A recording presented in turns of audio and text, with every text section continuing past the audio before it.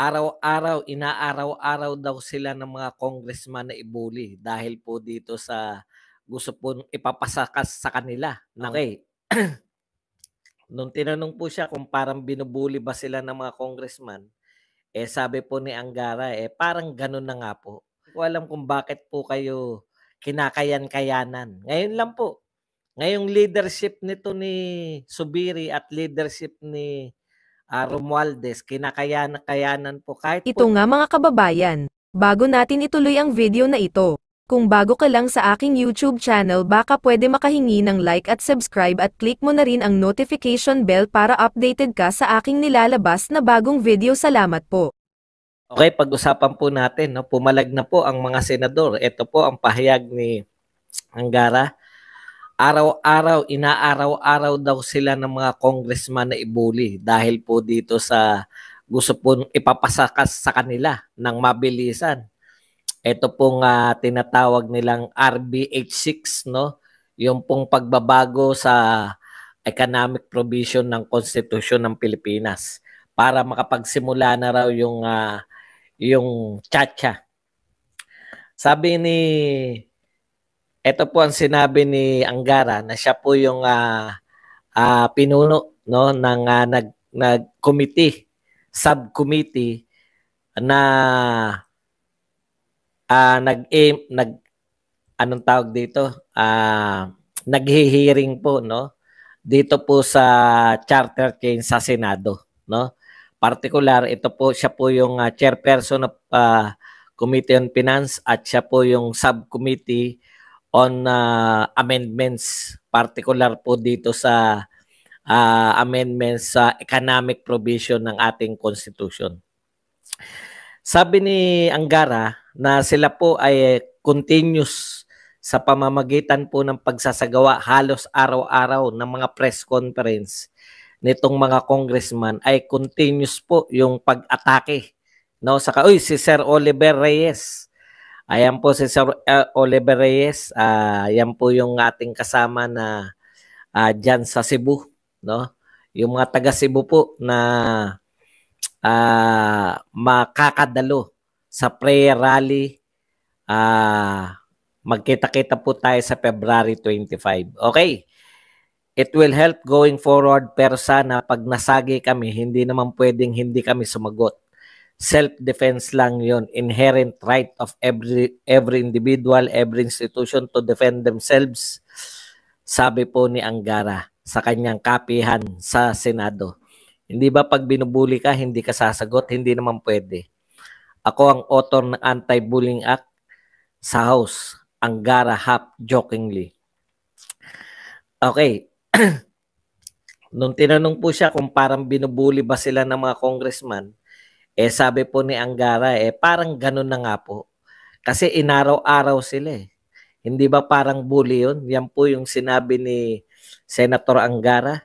Pumunta ka ng CR tapos, ando na naman yung bully. Pati pala sa CR.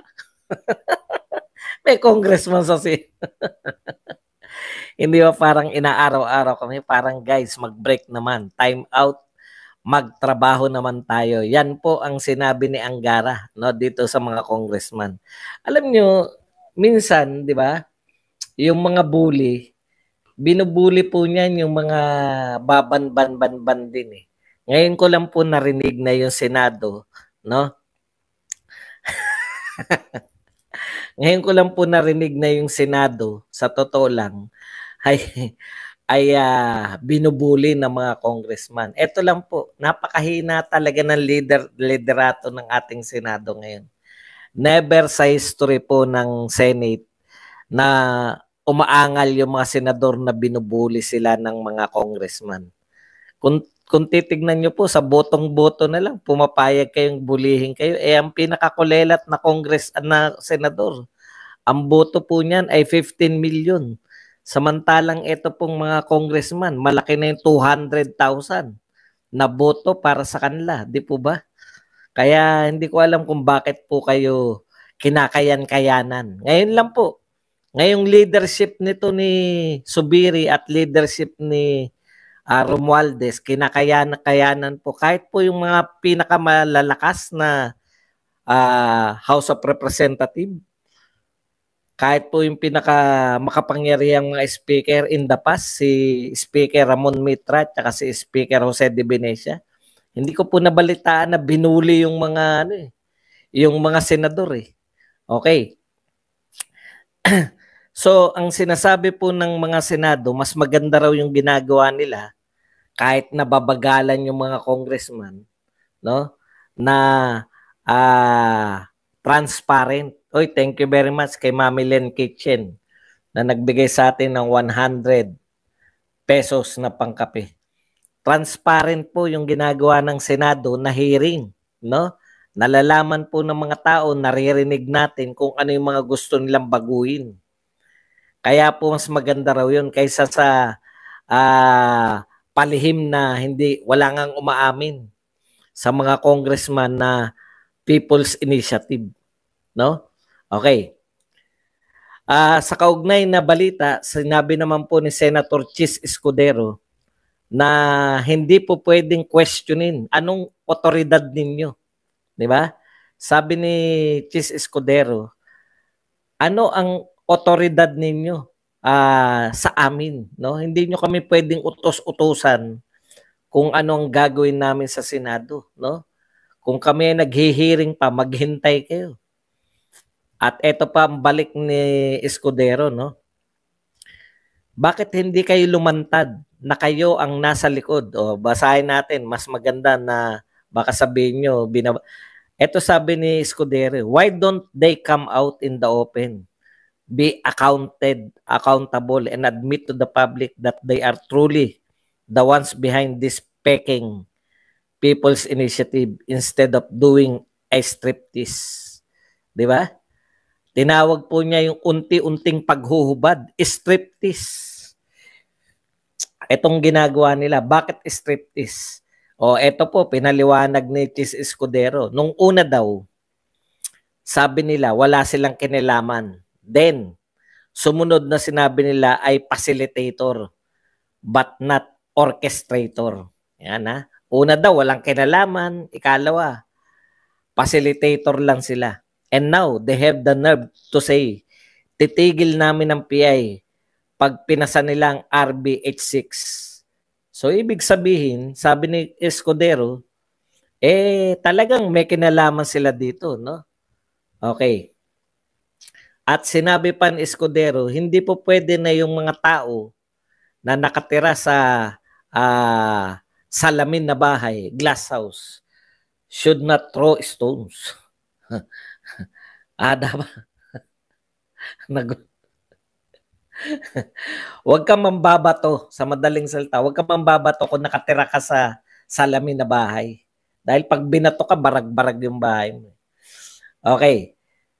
Ibig sabihin, wag magpakialaman. Kaya nga, sa House tsaka sa Senate, separate kayo eh. Hindi kayo, magkaroon kayo ng parliamentary courtesy. Okay? Yan lang po yung sa balita natin dyan na pumapalag na po ngayon yung mga senador dito sa mga kagalang-galang na congressman natin. Kasi ang kapangyarihan nila no? Napaka-makapangyarihan ng congressman natin ngayon, buhat no si Tambi. Akala mo lahat kaya nila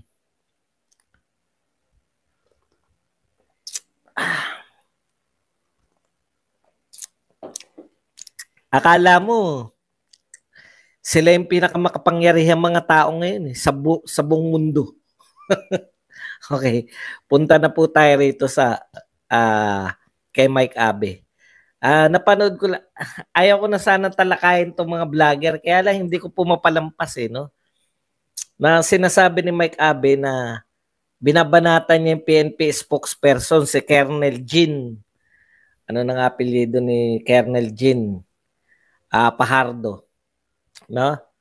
Sabi ni Mike Abe,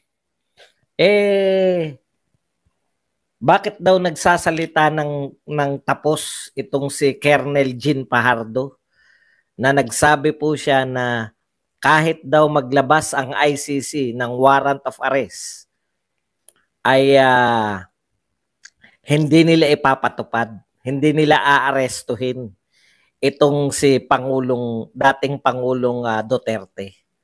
Kaya sabi maghinay-hinay daw si Colonel Fajardo sa pagsasalita niyan dahil hindi niya alam pag inutusan siya ng Pangulo dapat sumunod yung PNP.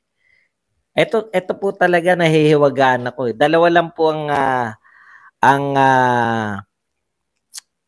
tapos sinabi pa po ni Mike Abe para mas malinaw lang po. Sabi pa ni Mike Abe, nilinaw na nga ni Guevara na ang magpapatupad ng warrant of arrest ay ang PNP. Doon na po sumabog yung utak ko. No? Teka muna, parang hindi ganyan yung pagkakatanda ko. Kaya po nag-research po ako, baka may bago nga sinabi ang Pangulo at saka si Guevara. No? Cool ka lang. Elpidio Pabian. Cool ka lang.